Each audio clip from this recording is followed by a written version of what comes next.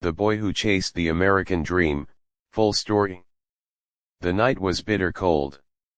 Snowflakes drifted across the empty streets of New York City, while the wind howled through the steel canyons of skyscrapers. A young man, no older than 19, walked briskly, his hands buried deep in his worn-out jacket. His shoes were cracked, his breath visible in the freezing air, yet his eyes burned with a stubborn fire, the kind only dreamers carry. His name was Elias Khan, and he would become known as the boy who chased the American dream. Elias had been born in a small village in Pakistan, far from the neon lights of Times Square. Growing up, he would watch Hollywood movies on an old television with a broken antenna. Towering buildings, fast cars, and smiling faces filled the screen, planting a dangerous hope inside his heart. One day, he promised himself, "I'll go to America. I'll earn money, I'll change my parents' lives. I'll make them proud." But dreams demand a price. The first step, leaving home. Getting to America was not easy. His father sold the last of his cattle, his mother pawned her wedding jewelry, and the family borrowed money from relatives. With that, Elias bought a student visa, his one-way ticket to a world he had only imagined. When he first set foot in New York, he was blinded by the lights. Everything felt enormous: the subway trains, the billboards, the endless streams of people. But reality hit him quickly. Rent was crushing, food was expensive, and jobs weren't waiting at every corner like he had imagined. He worked in a restaurant kitchen, scrubbing dishes until his hands cracked from soap and cold water. At night, he slept in a cramped basement he shared with 3 other immigrants.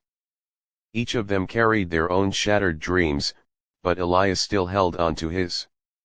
The temptation of shortcuts.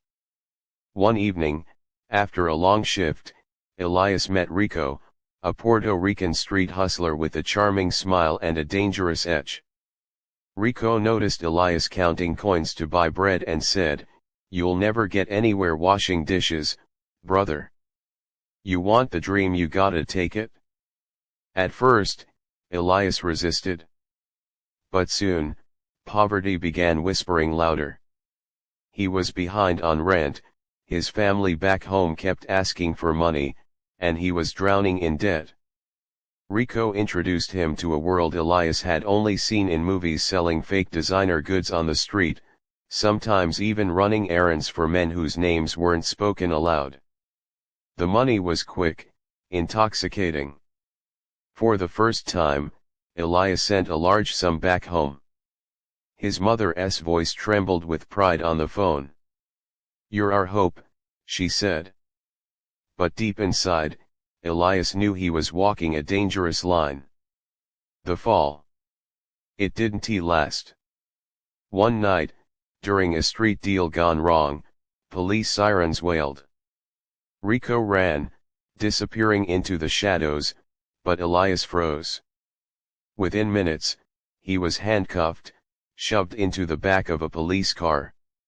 The courtroom was merciless. To the judge, he was just another immigrant who had chosen the wrong path.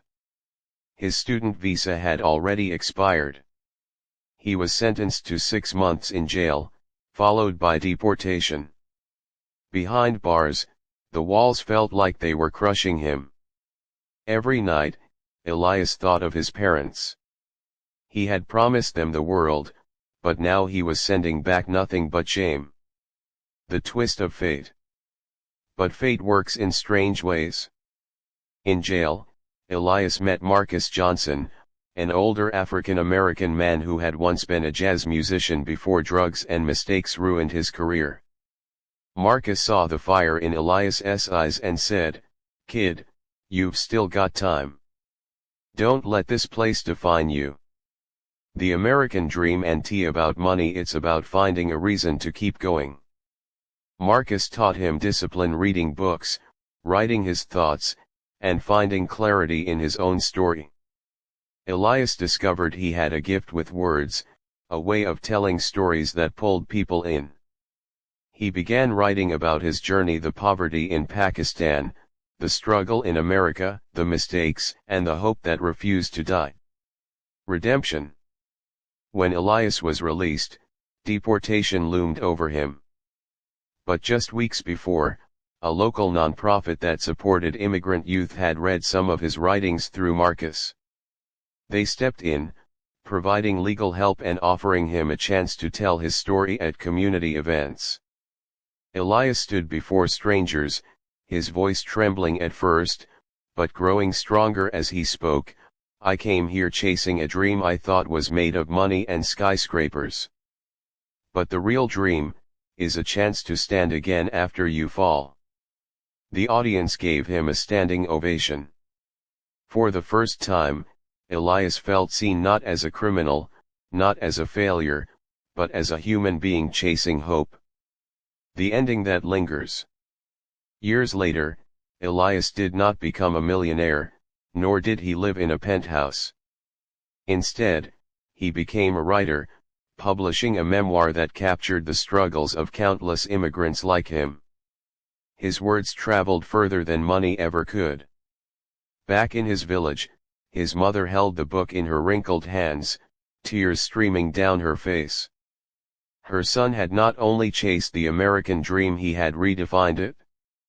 Because the American dream was never about wealth alone.